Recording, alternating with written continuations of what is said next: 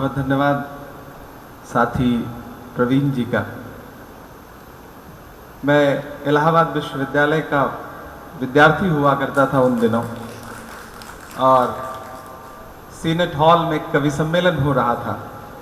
मैं हिंदी साहित्य का विद्यार्थी रहा हूँ।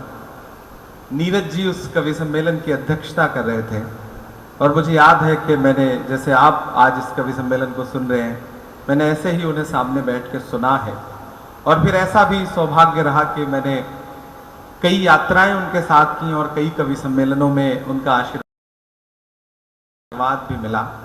और वो किसी भी नई प्रतिभा को, नई आवाज को जब मंचों पर देखते थे तो प्रसन्न होते थे, खुश होते थे और हमेशा दुआ देते थे। कभी किसी ने एक शेर कहा कि चांद तारे बुझ गए सूरज सवाली हो गया, चांद तारे बुझ गए सूरज सवाली हो गया, एक तेरे जाने से सारा शहर खाली हो गया। नीरज जी जैसा व्यक्तित्व हिंदी कवि सम्मेलनों को ही नहीं, उर्दू के मुशायरों को भी, दोनों में समान लोकप्रियता थी उनकी। और जब वो वाचिक परंपरा के जो कवि हैं उनमें जो लोकप्रियता के जो मानक हो सकते हैं, उन तमाम मानकों से परे व्यक्तित्व था उनका, और वो उसे छोड़ के गए तो आज तक वो सूनापन दिखाई देता है।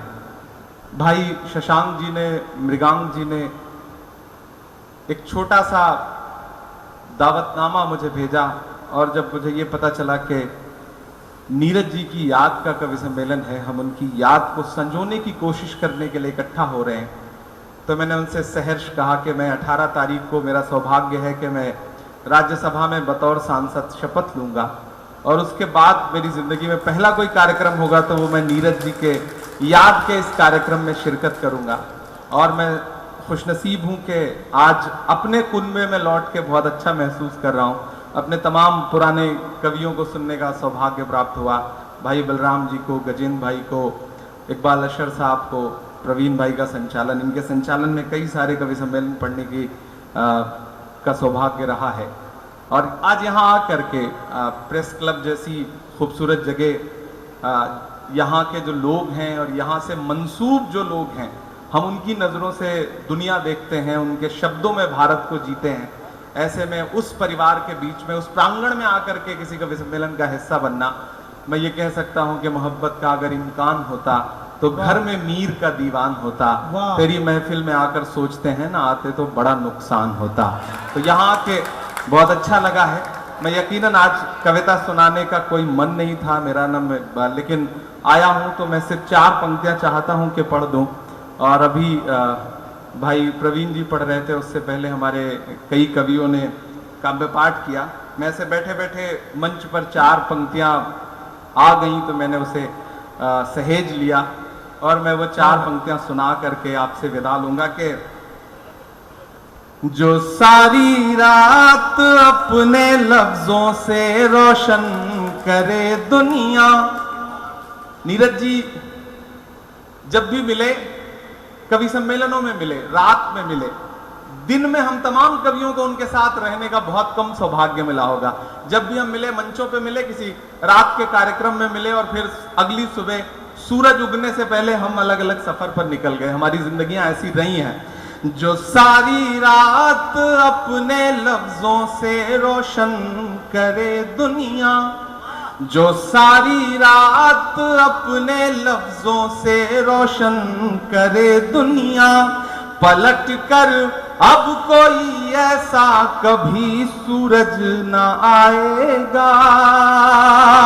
जो सारी रात लफ्जों से करे रोशन, सुनो दुनिया, पलट कर अब कोई ऐसा कभी सूरज न आएगा। भले ही कोई कितना उनके लहजे को बरत ले, पर जमाने में कोई अब दूसरा नीरज न आएगा। जमाने में कोई अब दूसरा नीरज न आएगा। जमाने में कोई अब दूसरा नीरज न आएगा। और जाते जाते एक मतलब 2 शेर पढ़ के विदा लेता हूं आपसे के मुद्दतों बाद ये हुनर जाना, मुद्दतों बाद ये हुनर जाना, मुद्दतों बाद ये हुनर जाना, कब ठहरना है कब गुजर जाना, कब ठहरना है कब गुजर जाना, मुद्दतों बाद ये हुनर जाना, कब ठहरना है कब गुजर जाना। और मेरी सूरज की एक आदत है, मेरी सूरज की एक आदत है, मेरी सूरज की एक आदत है, शाम होने लगे तो घर जाना, शाम होने लगे तो घर जाना, मुद्दतों बाद ये हुनर जाना, कब ठहरना है कब गुजर जाना। और बड़े खामोश बैठे सामने जो भी बड़ी शख्सियतें हैं उनके नाम एक शेर के, जाने कब जाएगी ये कमजोरी, जाने कब जाएगी ये कमजोरी, जाने कब जाएगी ये कमजोरी, हर नए मसले पे डर जाना, हर नए मसले पे डर जाना, जाने कब जाएगी ये कमजोरी,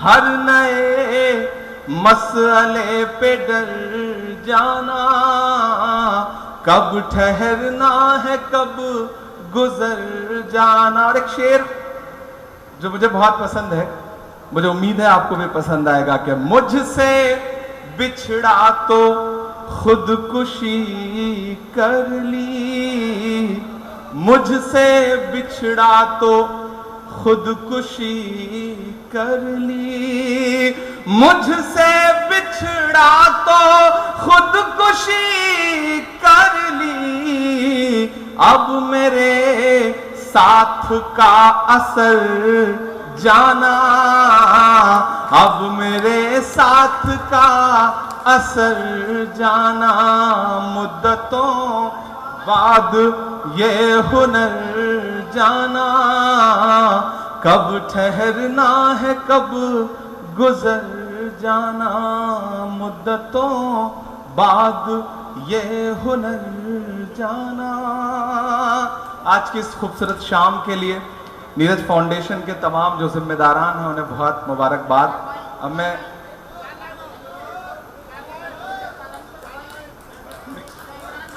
देखिए, मैं शुरू से ही ये कहा गया कि देखो इमरान, एक बात कह दूं मैं, आपकी गजल सुनते सुनते याद आ गया कि राजनीति के चश्मे में मत उतर जाना, जाना की बात कर रहे थे ना वो, कि राजनीति के चश्मे में मत उतर जाना, मंच पे आके यूं ही समर जाना। तो आप जरा इसलिए बताइए कि वो राजनीति में आज पहला दिन है उनका शपथ ग्रहण के बाद, लेकिन मुझे पता है कि इमरान 5 साल बाद जब बात करेंगे तुम कहोगे भैया मजा तो माइक और मुशायरे में ही ज्यादा आता है। देखिए ये बात नीरज जी के साथ साथ बैरागी जी ने मुझसे कही थी 5 बार सांसद रहने के बाद, कि सारी दुनिया एक तरफ और ये मंच का नशा, माइक का नशा, कविता का नशा, मंच और माइक नहीं कविता का। इसके साथ साथ प्रवीण भाई मैं एक बात ये भी जोड़ता हूँ कि सारी राजनीति एक तरफ लेकिन मंच की राजनीति एक तरफ, उससे बड़ी कोई राजनीति हो ही नहीं सकती।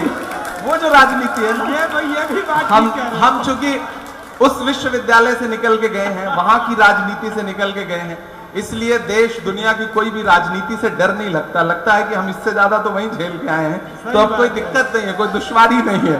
तो इस विश्वविद्यालय ने, इस मंच ने जो सिखाया है, मैं वो तमाम तेवर लेकर के मैं प्रयास करूंगा कि जहां भी खड़ा रहूं अपने अंदर के शायर को जिंदा रखूं, अपने अंदर के कवि को जिंदा रखूं। कभी शिवम अंबर जी ने कहा था कि यह सच है हमने बेचा है अपनी प्रतिभा के नीलम को, यह सच है हमने बेचा